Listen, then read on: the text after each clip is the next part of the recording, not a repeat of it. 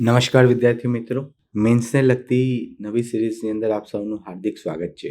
આજે આપણે ચર્ચા કરીશું ભારતની વૈશ્વિક શક્તિ અને વિદેશી નીતિઓ જે છે એના ઉપર. તો પ્રશ્ન બને છે, વૈશ્વિક મંચ પર ભારતનું આરોહણ, વધતી વૈશ્વિક શક્તિના સંદર્ભમાં તેની વિદેશ નીતિની અસરોનું મૂલ્યાંકન. એટલે આપણી જે શક્તિ વધી રહી છે વિશ્વભરમાં અને એની સાથે આપણી વિદેશી નીતિઓ કઈ રીતની છે તેનું મૂલ્યાંકન કરવાનું પૂછવામાં આવ્યું છે.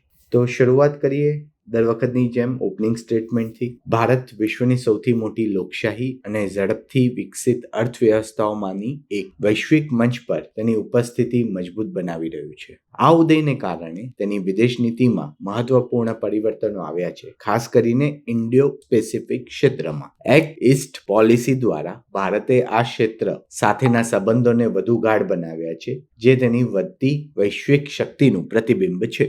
મિડ સેગમેન્ટ, મધ્ય ભાગની વાત કરી લઈએ તો મધ્ય ભાગને આપણે કેટલા ભાગમાં વિભાજિત કરી શકીએ કે આપણું જોડાણ ક્યાં ક્યાં થયું છે, સુરક્ષા સહકાર કઈ રીતે આપણે આપ્યો છે, ડિજિટલ ઇન્ડિયા અને સ્ટાર્ટઅપ ઇકોસિસ્ટમ કઈ રીતે વૈશ્વિક ઇકોનોમીમાં ભાગ ભજવી રહ્યું છે, અને આપણી વ્યૂહાત્મક ભૂમિકા વૈશ્વિક સ્તરે શું છે, અને સૌથી મહત્વનું લશ્કરી ક્ષમતા. તો મિડ સેગમેન્ટની અંદર પહેલો ભાગ જે છે એનાથી શરૂઆત કરીશું. ભારતની ઉત્તમ નીતિઓના અમલથી દરેક વૈશ્વિક સ્તરે મહત્વપૂર્ણ પરિવર્તનો કર્યા છે, જેમ કે આર્થિક જોડાણ, મેક ઇન ઇન્ડિયા અને આત્મનિર્ભર ભારત. મેક ઇન ઇન્ડિયા અને આત્મનિર્ભર ભારત અભિયાન દ્વારા ભારતે ઉત્પાદન ક્ષમતાઓમાં વધારો કર્યો છે, જેનાથી સ્થાનિક ઉદ્યોગોને મજબૂત કરી વૈશ્વિક પુરવઠા શ્રેણીમાં પોતાનું સ્થાન મજબૂત બનાવ્યું છે. સુરક્ષા સહકાર, એક્ટ ઈસ્ટ પોલિસી અને ક્વાડ પાર્ટનરશિપ. ભારતે એક્ટ ઈસ્ટ પોલિસી અંતર્ગત દક્ષિણ પૂર્વ એશિયા અને પેસિફિક દેશો સાથે વ્યૂહાત્મક ભાગીદારી વધારી છે. ક્વાડ દેશો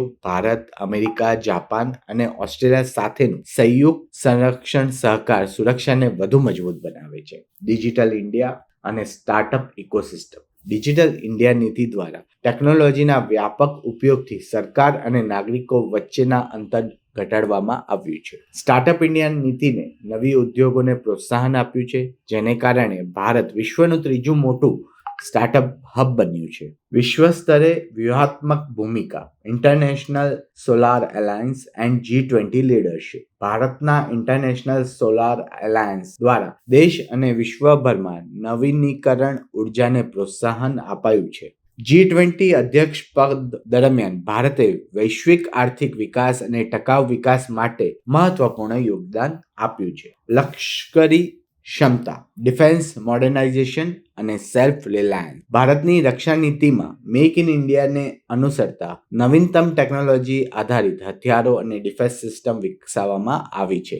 હિન્દ મહાસાગરમાં ભારતની વધતી નૌકાદળની હાજરી તેના એક મહત્વપૂર્ણ વ્યૂહાત્મક ખેલાડી બનાવે છે. નિષ્કર્ષ: વૈશ્વિક મંચ પર ભારતનું આરોહણ તેની આર્થિક વૃદ્ધિ, મજબૂત વિદેશ નીતિ, લશ્કરી ક્ષમતાઓના સંકલનનું પરિણામ છે. Act East policy, make in India, digital India અને G20 લીડરશિપ દ્વારા ભારતે ઇન્ડો પેસિફિક ક્ષેત્રે અને વૈશ્વિક સ્તરે પોતાની ઉપસ્થિતિ મજબૂત બનાવી છે. આ પ્રગતિને ધ્યાનમાં રાખીને ભારતની વ્યૂહાત્મક નીતિઓ અને આંતરરાષ્ટ્રીય ભાગીદારી ભવિષ્યમાં વધુ દ્રઢ ભૂમિકા ભજવશે. થેન્ક યુ દોસ્તો, ફરી મળીશું. જય હિન્દ, જય ભારત.